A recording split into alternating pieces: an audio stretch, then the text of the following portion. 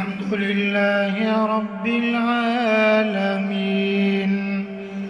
الرحمن الرحيم مالك يوم الدين إياك نعبد وإياك نستعين اهدنا الصراط المستقيم صراط الذين أنعمت عليهم غير المغضوب عليهم ولا الضالين